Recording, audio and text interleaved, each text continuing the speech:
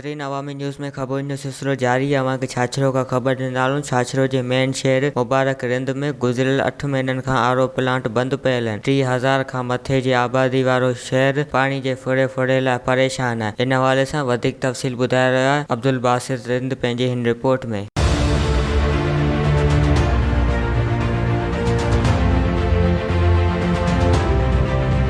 नाज़रीन, हिन वक्त असां मौजूद आहियूं तालका छाछरो जे मेन शहर मुबारक रिंद में, जिते गुज़िरियल 8 महीननि खां आरओ प्लांट में तेल न हुजण करे ऐं हिते जेका आवाम आहे सो पाणी जे फुड़े लाइ तरसे रही आहे।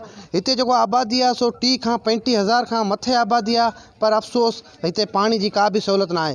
अचो त वधीक हिते जा जेके ॻोठाणा आहिनि हुननि सां ॻाल्हि ॿोल कंदासीं त हुननि जो छा चवणु आहे। पाणी बंदि आहे। असां वॾेरनि खे चऊं था त महिरबानी करे असांखे तेल ॾिनो वञे, असांजो पाणी आरओ प्लान जेको आहे इहो स्टार्ट कयो वञे। असां उन विया वञूं हिते, महिरबानी करे इहो वॾेरनि खे असां अपील कयूं था। पहिरीं बि असां करे चुका आहियूं। 8 महीननि खां करे आरओ प्लान बंदि आहे।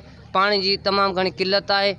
बराए महिरबानी असां वसार ऑफिसरनि खे अॻु में बि काफ़ी दाऊं करे चुका आहियूं, केर बि ॿुधण लाइ तयारु कोन्हे। बराए महिरबानी असांजो आरओ प्लान स्टार्ट करे असांखे पाणी फ़राहम कयो वञे। जी नाज़रीन, तव्हां मुबारक रिंद जे माण्हुनि जूं ॻाल्हियूं ॿुधियूं। हिननि जो चवणु आहे त आरओ प्लान में पाणी आहे कोन। असां आला अमलदारनि खे अपील था कयूं त असांजो पाणी जेको आहे सो फ़राहम कयो वञे। अब्दुल बासित रिंद, अवामी न्यूज़, छाछरो।